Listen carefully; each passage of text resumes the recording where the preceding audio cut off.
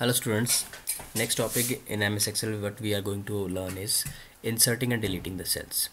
तो MS Excel में आप सेल्स को डिलीट भी कर सकते हैं, रो को डिलीट भी कर सकते हैं, सेल्स को आप इंसर्ट भी कर सकते हैं, नए सेल को आप और नए कॉलम को इंसर्ट भी कर सकते हैं। करने के लिए आपको कुछ एक स्टेप्स को फॉलो करना पड़ेगा, जैसे कि इंसर्टिंग और डिलीटिंग अ कॉलम। एक कॉलम को ऐड या डिलीट करने के लिए आपको किसी भी सेल को सिलेक्ट करना पड़ेगा और उसके बाद होम टैब पे जाने के बाद इंसर्ट और इंसर्ट शीट के अंदर इंसर्ट कॉलम और डिलीट शीट कॉलम्स को आप क्लिक करेंगे। देखिए करके बताते हैं साथ में। सपोज जैसे एक आई कॉलम है और एक जे कॉलम है। अगर आपको आई कॉलम के पीछे एच और आई के बीच में एक नया कॉलम चाहिए तो उसके लिए आप क्या करेंगे, जिस कॉलम के बीच में आपको वो कॉलम चाहिए आप उसको सिलेक्ट कर लेंगे।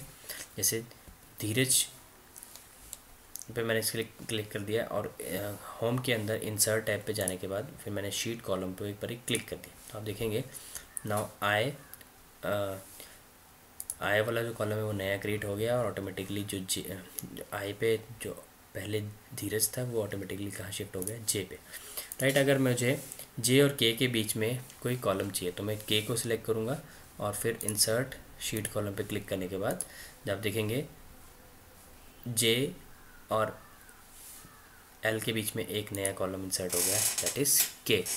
सेम एज अगर आप धीरज और राहुल के बीच में कोई एक रो को इंसर्ट करना चाहते हैं तो आप राहुल को सिलेक्ट करेंगे, मतलब जिसके बीच में आपने सिलेक्ट करना है।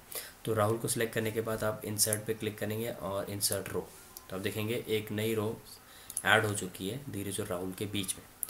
अब सेम एज अगर आप इसको डिलीट करना चाहते हैं तो डिलीट करने के लिए आप क्या करेंगे, जिसको भी डिलीट करना है आप उसको सिलेक्ट कर लेंगे। जैसे सपोज मैं 8th रो को डिलीट करना चाहता हूँ तो मैंने उसको सिलेक्ट कर लिया और डिलीट करने के बाद डिलीट इंसर्ट के साथ एक डिलीट वाला टैब भी दिया है, उस पर डिलीट करने के बाद डिलीट शीट रोज पे आप क्लिक करेंगे। सेम एज अगर आप के वाले कॉलम को भी डिलीट करना चाहते हैं तो जिसको डिलीट करना चाहते हैं उसको सिलेक्ट कर लीजिए, उसके बाद डिलीट कॉलम पे जाकर एक डिलीट शीट कॉलम को क्लिक करेंगे तो आप देख सकते हैं ऑटोमेटिकली वो अपनी प्रीवियस कंडीशन पे पहुंच गया है after deleting the rows and column. तो इस तरीके से आप डिलीट भी कर सकते हैं और इंसर्ट भी कर सकते हैं। दूसरा ऑप्शन है, अगर आपने होम पे इंसर्ट पे नहीं जाना है तो सपोज़ अगर आपने जे और के बीच में कोई रो चाहिए, कॉलम चाहिए, तो आप के को सिलेक्ट कर लो, यहीं पर राइट क्लिक करने के बाद इंसर्ट कर लीजिए तो आप देखेंगे एक नया कॉलम इसके बीच में सिर से इंसर्ट हो गया। सेम एज अगर धीरज और राहुल के बीच में नई रो चाहिए तो आप राहुल को सिलेक्ट कर लीजिए और राइट क्लिक करने के बाद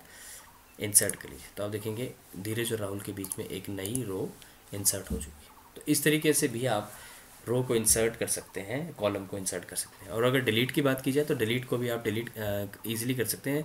जिसको डिलीट करना है आप उसको सिलेक्ट कर लीजिए। सपोज जैसे 8th रो को मैं डिलीट करना तो मैं 8 पे क्लिक करूँगा और वहीं पर राइट क्लिक करने के बाद मैं डिलीट कर दूँगा। ठीक है सब। एंड सेम एज अगर मुझे एक के कॉलम डिलीट करना है तो के पे क्लिक करने के बाद आप वहीं पर राइट क्लिक करेंगे और डिलीट को सिलेक्ट कर लेंगे और वो जो जे और उसके के बीच में जो एक रो था, सॉरी कॉलम था, वो भी डिलीट हो चुका है।